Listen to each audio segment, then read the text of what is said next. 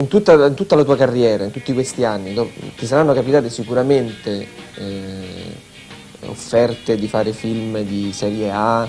Ecco, come mai poi in realtà hai continuato su questa tua strada, diciamo? Io non ho mai avuto la minima pretesa di essere un autore o uno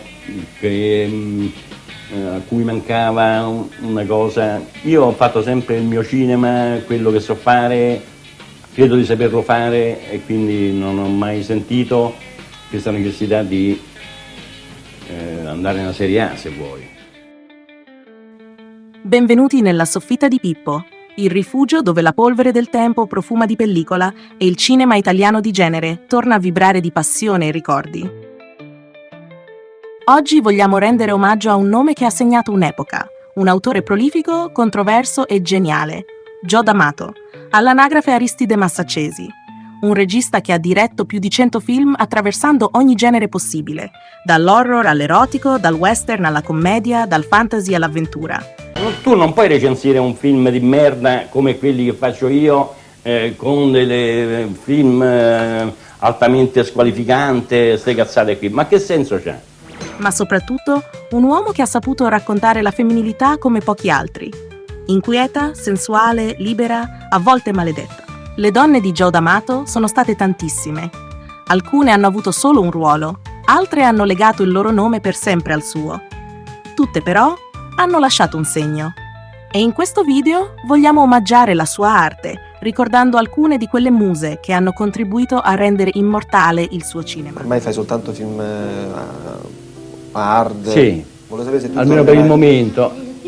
Sai, se io sono pronto a tutto, quando qualcuno c'è il sentore che si possa fare un film diverso, io sarei non felice ma ultra felice, perché come ti ripeto faccio questo film soltanto per un fatto alimentare, proprio non ho ambizioni di nessun genere. Joe D'Amato sapeva guardare le donne con la lente del desiderio, ma anche con quella della curiosità e del rispetto.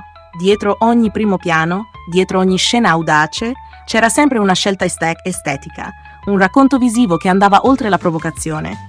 E così, nei suoi film, la bellezza diventava una forma di linguaggio. Io sono un artigiano proprio puro e semplice. Il mio tipo di cinema è un cinema ruffiano, un cinema veramente basato soltanto sull'effettaccio, sulla luce, sul rumore, su queste cose.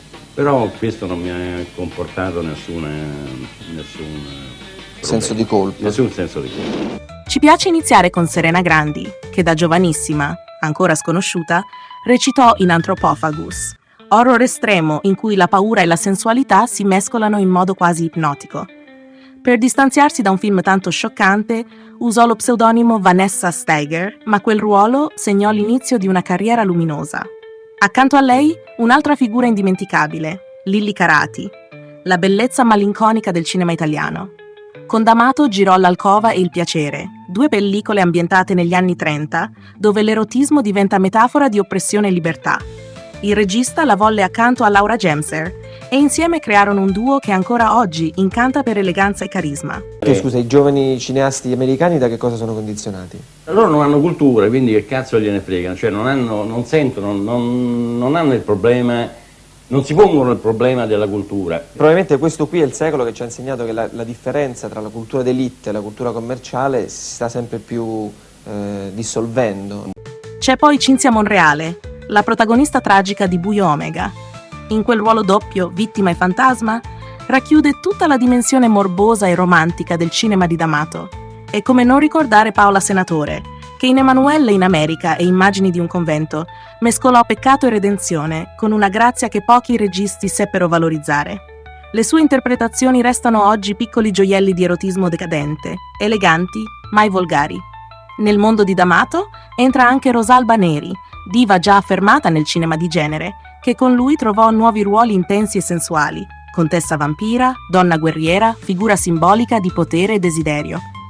E poi ci sono le eroine d'avventura come Sabrina Siani, la bionda combattente di Hathor l'Invincibile e 2020, I Gladiatori del Futuro.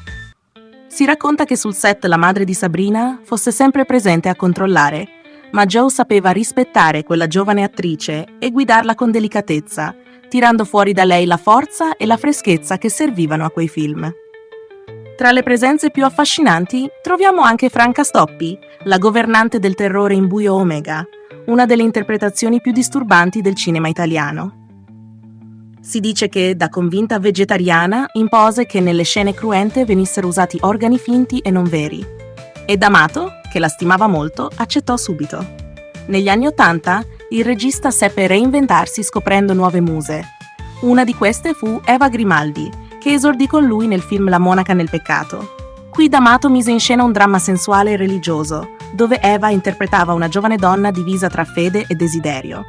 Fu il suo primo grande ruolo e da lì la carriera decollò. Un altro volto legato al regista è quello di Jenny Tamburi, raffinata e sensuale protagonista di Voglia di guardare, storia di una donna che riscopre il piacere attraverso l'osservazione. Fu proprio lei a far conoscere Lilli Carati a D'Amato, intrecciando destini artistici che avrebbero fatto la storia del cinema erotico italiano. E infine, Jessica Moore, la musa dell'ultimo D'Amato. Timida all'inizio, fu lui a trasformarla nella sensuale Sarah Asprun di 11 giorni. 11 notti, un personaggio moderno disinibito e ironico, un successo internazionale che rese Jessica il simbolo del nuovo erotismo italiano esportato nel mondo.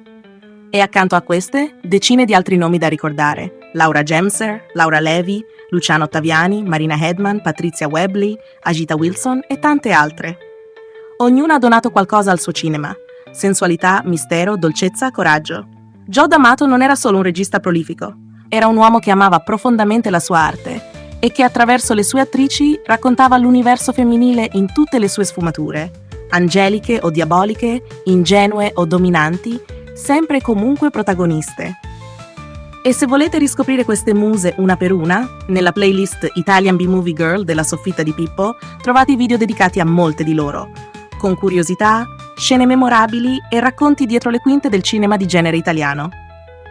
Vi invito a dare un'occhiata, a lasciare un like se amate questo tipo di contenuti e a iscrivervi al canale per non perdervi le prossime puntate. Scrivetemi nei commenti quale musa di Joe D'Amato vi è rimasta più impressa o quale vorreste che raccontassi la prossima volta. Perché in fondo, il cinema di D'Amato non era solo scandalo o provocazione. Era un inno alla libertà, al corpo, al piacere e a quel mistero irresistibile che solo una donna può ispirare. E qui, nella soffitta, quel mistero continua a vivere, fotogramma dopo fotogramma.